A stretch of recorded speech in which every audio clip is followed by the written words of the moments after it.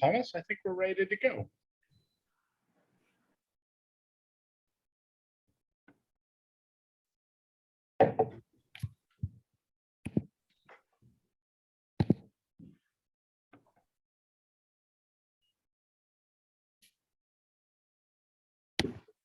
Can everyone see that okay? Excellent. Well, we really appreciate you all joining us this afternoon for our preparation webinar for next week's Nuclear Advocacy Days. Most of you who have done this before will recognize both James and myself. This is a presentation we've given the last couple of years. Before that, Paul and James's former colleague, Craig, used to give a similar presentation. So welcome to all of you alumni of Nuclear Physics Day. And hopefully there's some new faces here too that are going to be learning about what we're doing next week in our virtual advocacy to Capitol Hill. James. Thank you, Thomas. So I'm James Brown with Bose Public Affairs, as Thomas mentioned. And the purpose of today's briefing is to give you a little bit of background and context and answer any questions people might have about the meetings that we've set up or are in the process of setting up for next week. And just a quick moment about logistics. So following this meeting, you'll get a couple of different emails from our team. You will get one email with the summary of the talking points we're going to go over here and the background materials to go with it. So that's one thing that will kind of summarize this PowerPoint. The PowerPoint we have today is attached to the meeting invite. So you also have that in case that's helpful. And then sometime tomorrow or early Friday morning, you'll get one final message from us that has a link to all the meetings along with Zoom links. Because those will come together and we don't want to confuse people with sending out several versions. We'll send one final version late on Thursday or early on Friday. And within that, that will have your links to your Zoom schedule for the appointed days on Monday and Tuesday. So with that, we'll get into the substance of this. So, and Thomas, I think you can let people in now too that you're a co-host. So why don't you keep your eye on the waiting room so we don't keep anybody waiting. Every year we have a challenge in terms of our messaging, fitting it in with what else is going on in Washington and what else Congress is dealing with. And that's a different list at any given time.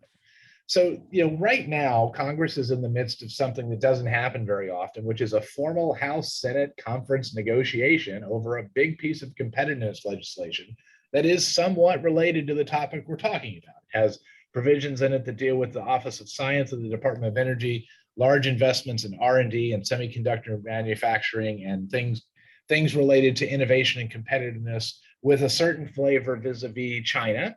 And that's on the minds of many folks on Capitol Hill at the moment. So you may get some questions about that, and we can talk about that as we go forward. We're just at the very, very beginning of the appropriation season formally. That's because the budget from the administration was delayed for lots of different reasons until the end of March. And we're still starting to get details from that process. So the budget process is unfolding a little bit slower. Ordinarily, we'd be in the midst of lots of different hearings right now, and that would be sort of in full swing, but it's only just getting started. This is the modern theory of the Trump nuclear force. I'm going to mute everybody there. So Thomas, that probably muted you too. We'll come back to you. So that's the setting that we're dealing with. Obviously, Congress is also starting to come out of the pandemic to some degree. But, part of the reason why we're doing these visits virtually is the logistics on the Hill are still very upside down in terms of how congressional offices are working. Not all of those folks will be in their offices. Some of them will be Zooming from home or other locations. So we're sort of still coming to terms with that. So let's go to the next slide. So we're going to cover basically two things: the background and the context for your meetings with your congressional representatives. And then we're going to talk about the specifics of the message this year and the circumstances of the budget request and the state of affairs within the field and why we're asking for what we're asking for. So a little bit in the way of other things going on. We talked about the large competitiveness package that's in the works. That's kind of job number one for a lot of the folks you'll be meeting with. The people we request these meetings with are sort of knee-deep in policy issues related to these things. So chances are most of them are working on that piece of legislation. That's sort of what's going on at the moment. But they're also in the midst of digesting what are called formal appropriations requests. These are requests for funding for specific programs and for earmarks in their respective states and districts. And so they're also primed to be talking about budget priorities for this next fiscal year that starts on October 1st. There is some discussion about a successor package around what we used to call the Build Back Better Act. It now has a variety of different names depending on the context. It's formally a budget reconciliation process, but the administration is trying to decide whether they want to do anything further on taxes, benefits, college tuition. You may have seen some of the back and forth about student loans and the permanent extension of student loans, meaning forgiveness around student loans or not. So those are some of the things that fit within that bucket, if you will. And then obviously we're a little less than 200 days out from Election Day. And so all of those political considerations are starting to stack up. And this is around the time of year where, if we called Congress really partisan last year, it tends to get more partisan from here to the Election Day. So you tend to see less collaboration between the parties and more jockeying for position, both at the level of governors and within states and within delegations. And so one of the challenges here also is that there are a little more than 30 retiring, mostly senior Democratic legislators. So a lot of, you may be meeting with an office where they've already announced they're retiring potentially. So, that's another consideration going into these meetings next week. So we talked about the competitiveness bill. This is just a little more in the way of details, just so you have this. And this might be a good thing for, to have at reference if these come up in your meetings. But the House has passed a bill that has a familiar name to people who followed this subject, the America Competes Act. The Senate passed a bill a little bit earlier back in June of last year. And they were both, but the Senate bill was very bipartisan. The House bill was passed on a partisan vote, but the successor bill, the prior bills around that tend to be mostly bipartisan. So this is a relatively bipartisan piece of legislation. And it has a component that deals specifically with some of the issues we're talking about. It contains a bill from the House that authorizes the Office of Science, deals with some of the specific programs relative to nuclear physics. There is language in the bill around funding the EIC. And so that's very supportive. But the key point here is not to get caught up in discussions of sort of long-term policy around this piece of legislation. You want to know what's going on in the background, and then we will talk later about sort of the core messages around nuclear physics and its immediate budget request. This is a different track than the appropriations process. So that's part of the reason why it's relevant. It can be helpful to our cause, but it's not the central focus of what we want to talk about going into next week. So this gives you a little idea of the relative funding levels. Some of the levels are quite different, like the Department of Energy is much more aggressively funded in the House bill than the Senate bill.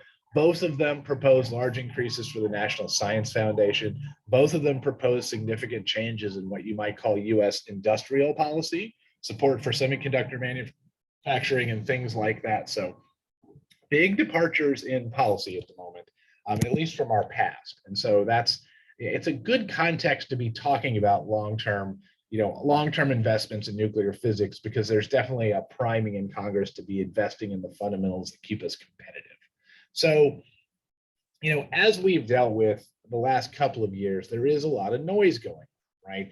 We've talked about the ongoing budget process, but this year's budget process happening in an election year is not likely at all to finish by the end of the current fiscal year. We seem to be lurching forward on that timeline every year, and those deadlines keep moving back. But nonetheless, they're proceeding with the normal process of dealing with appropriations. Some of the offices are really open and normal, for whatever that means for a congressional office. They're all in the office. Wearing suits and ties in many cases. Some of the offices are scattered all across the country, where they have people working back from home, working from district offices. Some of the offices may not even be on video for these meetings. A lot of Senate offices don't have cameras on their setups that they can use for this, so they're left with choosing between using their personal phone or calling in. So don't be surprised if people are still on not on camera or on their phone or in some kind of alternative arrangement in terms of the video conferencing. That's quite common these days. So it's nothing specific to what we're dealing with here.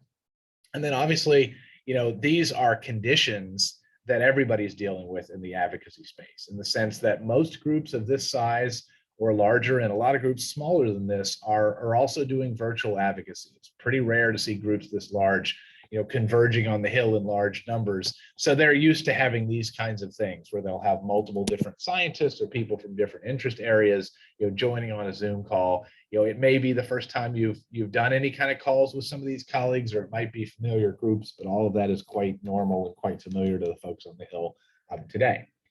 Some of you have seen this before. The 10 commandments shall not change. And, they have been altered slightly in the context of the last couple of years, but these are still tried and true. And it's worth just digesting these a little bit, right? You want to know your congressperson, want to know about them.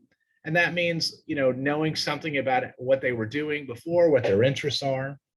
One of the things we always keep in mind, and this is why we keep doing these visits, you could optimally schedule these if you were really swift at different times of the year, but we've sort of kept to the normalcy of honoring the appropriations process because we don't want to be chasing crises when we're dealing with nuclear physics as a long-term priority issue. So, we're trying to maintain the respect for the congressional process as much as we possibly can. Getting to know congressional staff is a real asset. Some of you will know these folks or be familiar with them. Some of them you'll be meeting for the first time, but you have lots of different reasons in your particular lives to correspond with these folks. And some of that is really helpful in terms of just getting to know them better, sending them the follow-up materials that you've talked about or that they asked for, looking at them as a person that can be helpful to you long-term. We're going to give you some message points, but being concise is really important. Sometimes you may have 5 minutes. Sometimes these things may go on for an hour, but you have to be ready to be as concise as you can in terms of, working around the group and making sure everybody is to the point. One of the things that, hasn't changed in the Zoom era, although, the tone of things that come across changes in Zoom is, shall not commit effrontery towards someone else's project, right? I mean, we don't want to trash anybody else's priorities. We don't want to get straying into what you thought about the previous big legislation that Congress has passed. We want to stay away from that and on the support for nuclear physics long-term as much as we can. It's good to talk to these folks in their district. I think that's becoming the de facto means for meeting with your members of Congress face-to-face, rather than the sort of casual visit when you happen to be in town in Washington for some other purpose. And, I think the currency of doing those follow-up visits in person has gone up even more. Knowing which committees they're on and who the leadership of those committees are can be handy. They'll throw out the name of, hey, I'm on the Energy Committee, so Chairman Feinstein is the chairman and the cardinal of the Appropriations Subcommittee. Knowing those things is important. And then, accept no graciously, right? Some of these offices are going to say no to anything proposed that spends more money. Some of them are always going to ask for more money. They might ask you, why are you only asking for, $800 million? Why not $1 billion, right? So, be prepared for no, be prepared for hearing differing views. In some ways, that's way better than just getting a nod or no response at all, right? Because at least that means they're paying attention and they're listening. So, accepting that graciously is really, really important. And lastly, be yourself. You don't have to come off like, somebody who's a Beltway insider. We want to portray the realities of what's going on in the nuclear physics world. So absolutely wear that title. Thanks, James. And I would add there, the 10th commandment there is probably my favorite, just because these staffers and these members of Congress who you're going to be talking to are really interested and genuinely interested in hearing from you, from the scientists, from postdoctoral researchers, students who are, still finishing up either an undergrad or their graduate degree and passionate about this. And when you come and you show that passion in these conversations, they notice. So I'll just highlight that 10th one again. Speaking of staffers and the conversations that you're going to be having, do not be surprised if the meeting is with a member of congressional staff and not with the member themselves. We might have some cases where the member pops in or speaks with you briefly, but since these are virtual, you're likely going to be talking to a staffer, and that's okay. If you look at the charts here, you'll recognize that staffers are the ones who are running the show up there on Capitol Hill. And while they take different, they might not look like you in terms of a seasoned researcher, they are experts in their field, despite their sort of younger age. And they look at things a little bit differently than necessarily with the technical perspective of a scientist. It's interesting to think about the value add proposition when we're talking to members of Congress and their staff, and why they look at issues important to their district. That's why they're going to be caring, especially the university perspective that you guys are bringing as folks who are traveling to these user facilities and the benefit of these facilities to research that's happening in their district. They're going to care about. Which brings us to the ask for 23. And this is a big, dense block of text. We've shared this with you, the PDF, and you can send the document to the member of staff that you're talking to. But ultimately, we're hoping that the community is going to ask for $800 million for the nuclear physics program. The big takeaway here is what we've bolded in the middle is that this funding would enable optimal operations at the existing nuclear physics facilities and support experiments at RIC while ramping up development for the construction of EIC.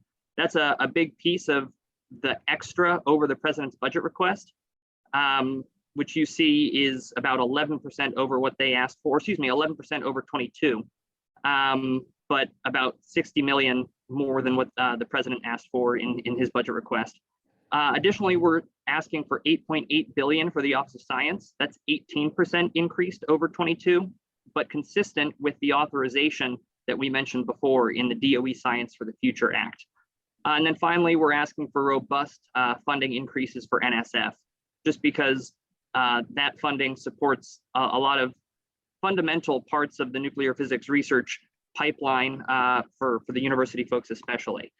Do we have any questions about the ask before we move on? Like I said, you'll have a document that has all of this information able to be shared with the staff that you're talking to. Hold on a second. Thomas, let me see if I can.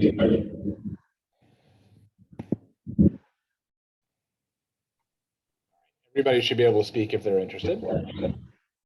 I see John's got his hand raised. Yeah, I had a question. It seems unusual in the past, there has usually been a community request, which has been a specific number. Robust funding for the NSF seems different and unusual. Can you say a little bit about why that's not a specific number? Certainly. We are focused, I think, on the increase for the nuclear physics program in the Office of Science.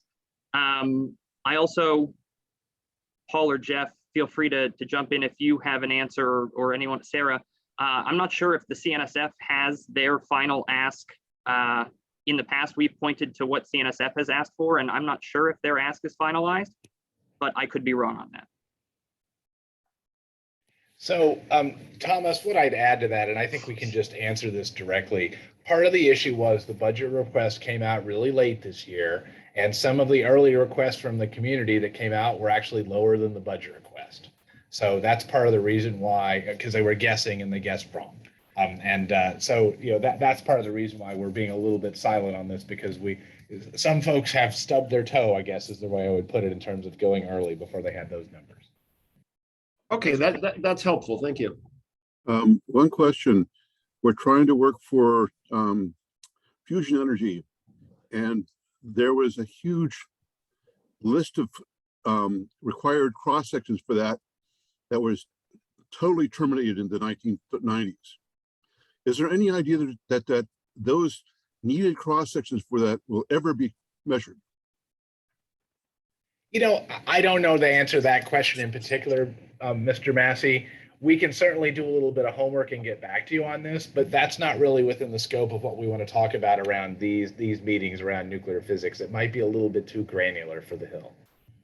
I mean, certainly cross sections are really important. Anybody with a chart of the nuclides on the wall of their office is going to think that's incredibly important, but I think it's a little too granular for the staff. I see Vicky and then Orr.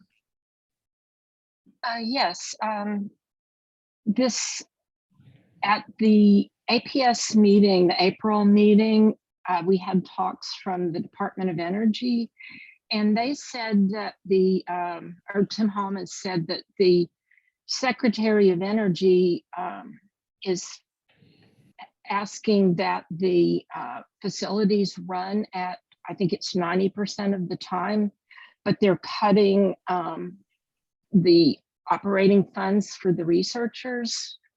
I mean, not individual researchers, but just the pot of money. And I was wondering, is this something that is likely to come up?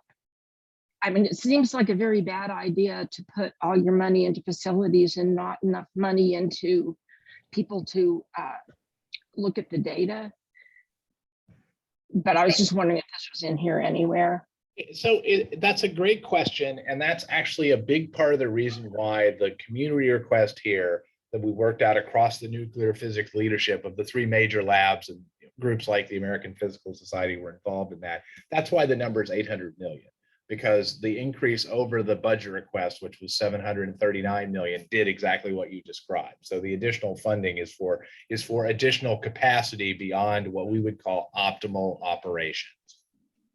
And those are the two key components. If you were doing the elevator speech on this, you would say that's why we're asking for more money, because we need to support operating what we've already built in a way that enables enough researchers to take advantage of it, and also invest in new long-term capacities that we know are critical to the field.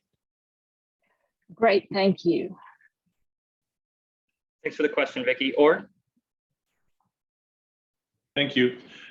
So kind of maybe following up on that, 11% is quite high, and that's okay. I understand how we're supposed to justify it, and I believe in that, so that's easy. Justify something you believe in.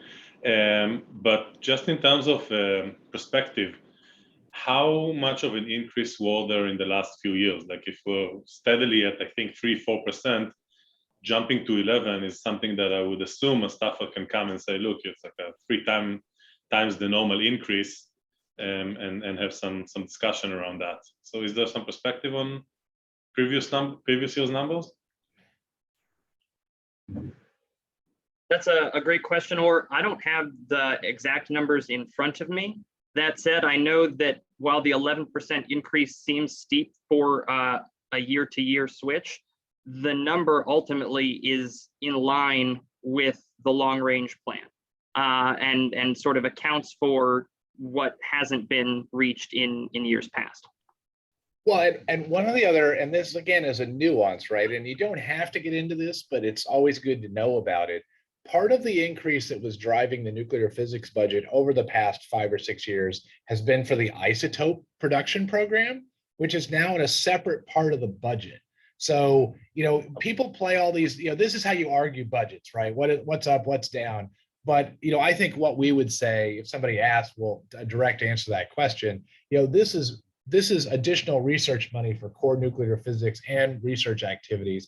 It's not just supporting an increase in isotope production. And Congress recognized that distinction such that they actually moved isotope production into a separate budget item to recognize it, right? But Thomas's answer is the right one in the sense that this is not an arbitrary number. This is a number that's informed by the Long Range Advisory Committee that is a part of the Department of Energy and commissioned by it. And I assume if there really is a push to what is kind of the big ticket item to drive that would be the EAC, right? Correct. Yeah. This is Paul Doucette with Battelle. The only thing I would put up, James is exactly right, Thomas is exactly right. I would just put a finer point on it. That long-range plan envisioned a modest growth scenario. The last time we kind of got back on track to that modest growth scenario was fiscal year 18. So it was 5 years ago that Congress provided sufficient funding to actually meet that, to consistent with the modest growth scenario. There's been insufficient funding provided for nuclear physics since then, which is why, to your point, why we're at a situation, we find ourselves in a situation where we're asking for 11%, because we're basically playing catch up for 5 years of underfunding relative to that modest growth scenario in the long range plan. Well, the danger that I envision with this argument is that because they did pull apart the isotope program, but did not really reduce our total budget, right?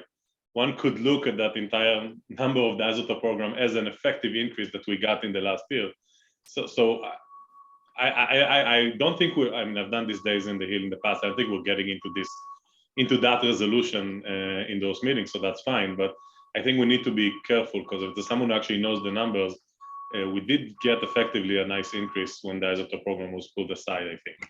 Well, and or I think it's really important for everybody in our community to have an attitude of humility about the funding levels, right? And we've all seen lots of federal investments in things over the last couple of years. It's tempting for the numbers to always go up and up and up and seem unhappy or ungrateful for what's been provided, right?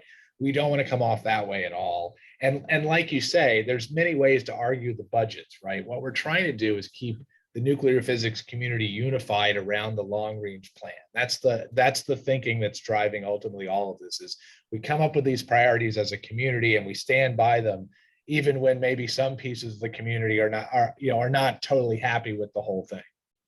That makes a lot of sense. Thank you very much. Thanks for all the great questions. Other questions on this?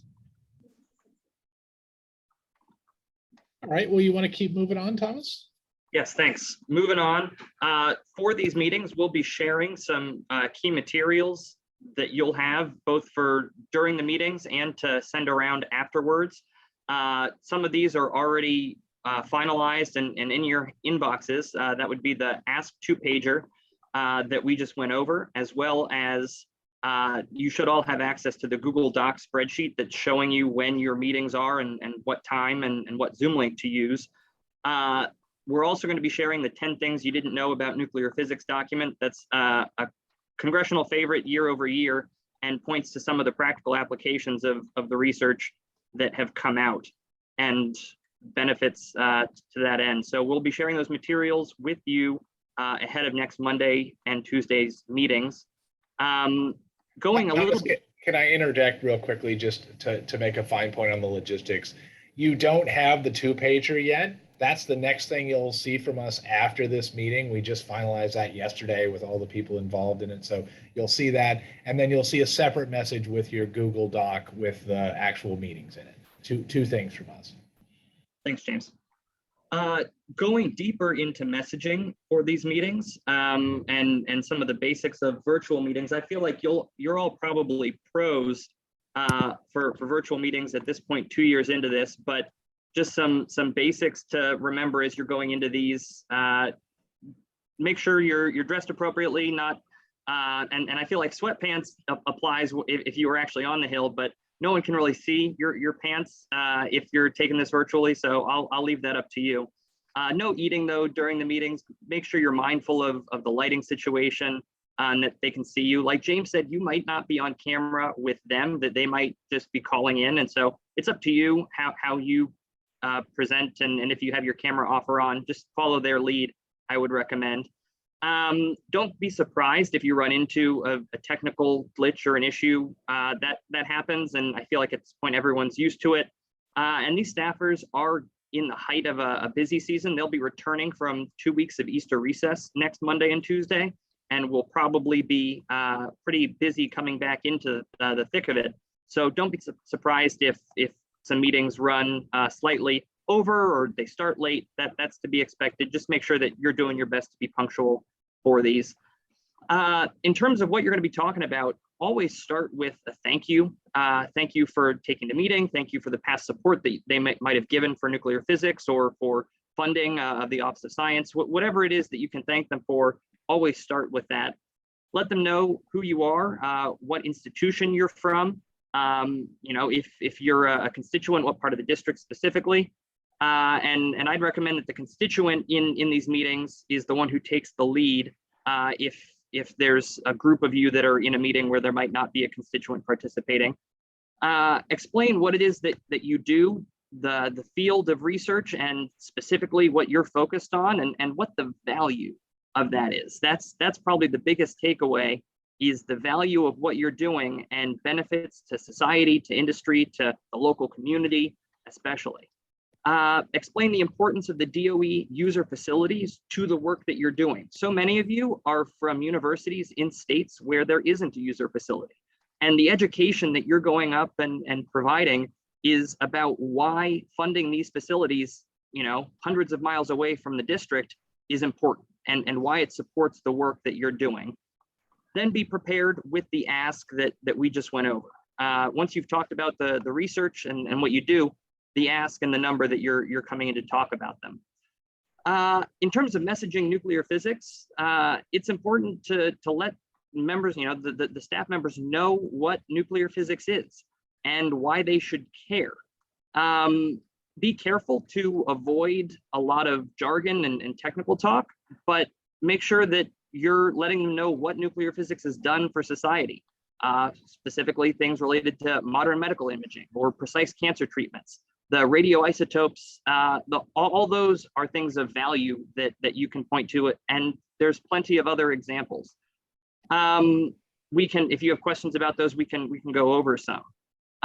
Let them know that the DOE Office of Science specifically is what supports the nuclear physics research and facilities. There's research facilities that all of you work at Brookhaven National Lab, at JLab, at MSU, and there's facilities that are upcoming that aren't finished yet, but that are going to require a significant amount of investment, the EIC specifically that we've talked about. But explain how these facilities all over the country are available to you and that the projects are based on the merit of the research you're doing.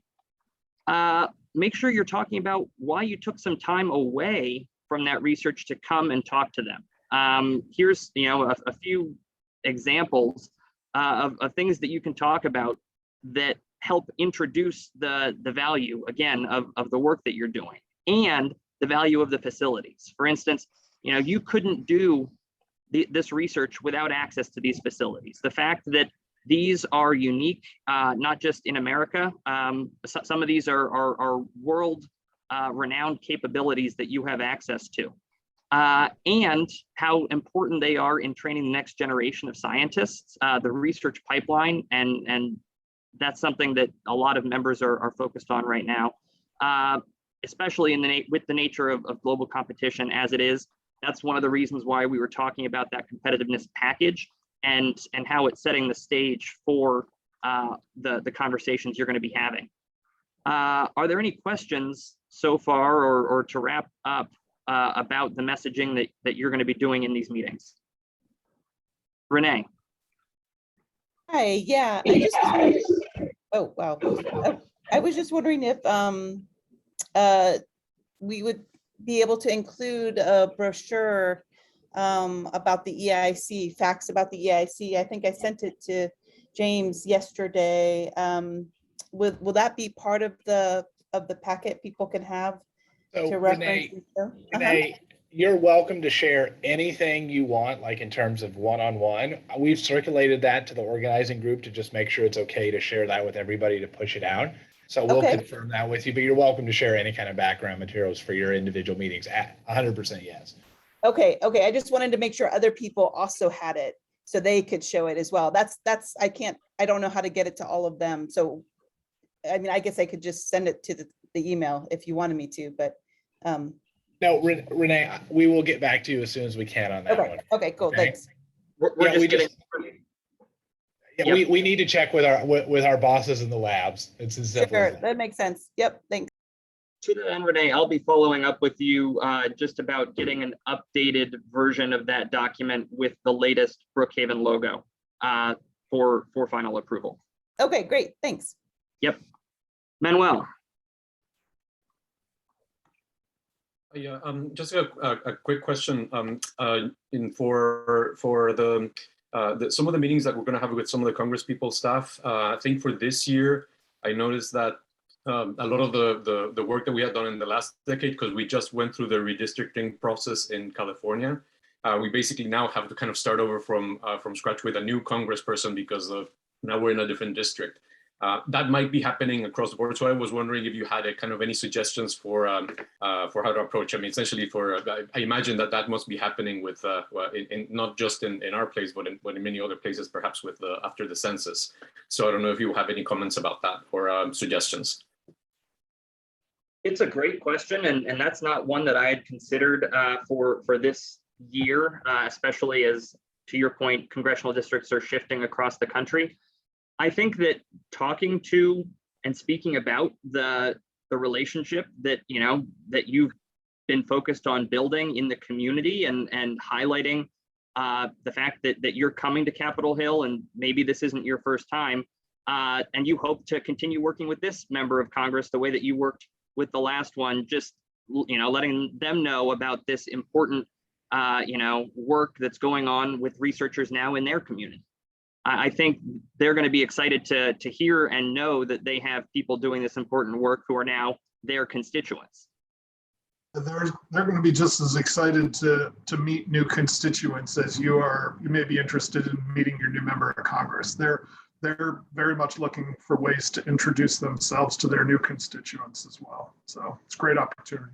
Great to highlight that you recognize that this is something new, that you're new. Thank you. Great question. So there was a question so Tom Massey asked, where can you get the materials we mentioned? We already have the PowerPoint. It was attached to your meeting invite for this. We will resend that, the 2-pager that summarizes the ask we talked about, and then we have another piece of collateral that's 10 things about nuclear physics. It's meant to be a little bit tongue-in-cheek, a little bit of an icebreaker. Those 3 things you'll get in an email after this session. And we're also going to send out a recording of this session as well, so that you can share that with anybody else, that they might be joining your meetings. So other questions?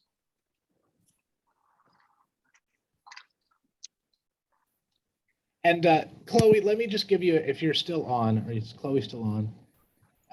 Anybody else from the team that's helping organize this, that's on, just, can you turn on your cameras for a minute so people can just see you if you're not turned on, just because, all of us are here to help as you get into these meetings. And, the team that we're talking about, Paul Doucette from Battelle's on, Thomas Phillips and myself, Chloe Zurcher from Bose Public Affairs is a name you've seen. There's Ellen Fern from our firm, Sarah Walter from Michigan State, and Deborah Dowd from the Jefferson Lab. Any of the people that you've seen on these messages as a point of contact. Your user group chairs are also a point of contact if you have questions about this. There was a question about exact schedules. Everybody who signed up, meaning if you got the invite for this or you've signed up for meetings for those days, will get an email probably late tomorrow after we've finalized all the schedules, so there's no confusion, that will have a link to a Google document with your meeting schedule and links to the Zoom links to join the meetings. That's the simplest way we've come up to do that. 2 questions coming up in the chat. One from Evie about getting the precise schedule. And James, I think you said you were going to be following up that document will be sent around after this. So when it's finalized, not today. That's right. So we're expecting to have the schedules finalized somewhere between the end of the day on Thursday and the middle of the day on Friday. So as soon as we get enough of those on the schedule where we think we're not going to make people's heads spin around with the successive iterations of it, we'll send that out. But it's always the last thing you get. When you come to town to do these meetings, they're changing right up until the moment we print them. So it will be a last minute thing. Very true. Another question from David, clarification, is the isotopes program primarily medical isotopes, or does it include everything, isotopes for research, industry, RTGs? Short answer is includes everything. It's the title is Isotope Research and Production, and it covers all medical to industrial isotopes. Thanks, Paul. A great comment from a veteran of Nuclear Physics Day, Christine. Easy meetings aren't necessarily the most productive. Meetings with less supportive offices are more likely to move the needle. I think that's exactly right. And some of those harder questions you might have to answer are what get their gears turning and get them thinking about ways that and creative solutions for supporting nuclear physics. So great comment, Christine, which leads me to a quick question for this group. Can we, using the hand raise function, just see how many folks are veterans of Nuclear Physics Day? How many of you have done this before, either in person or virtually, versus how many are totally new?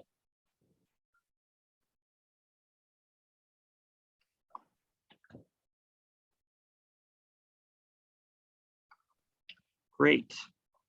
It's good to see so many returning faces, but also a number of new folks coming and joining us for this Advocacy Day. Appreciate it. So any last questions?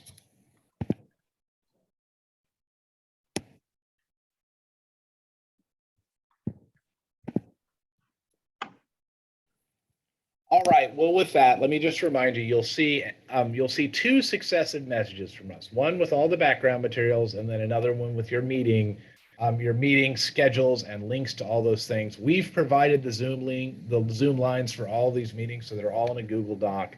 And if you have any questions about either of those, ask anybody that's part of the team here. We'll all be responsive. And we always know there's last minute things that change. And if something comes up, we will be on our email and watching closely the day of on Monday and Tuesday. So if you show up and there's another meeting on your Zoom line or something of that kind, let us know and we will remedy it as quickly as we can. Dylan, do you have a final question?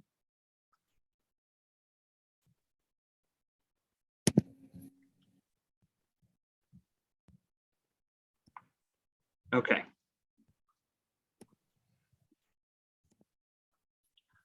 All right. Well, thank you, everyone. Really appreciate the participation in this and look forward to your discussions and meetings on Monday and your feedback. Thank you. Thank you. Thank you. Thank you.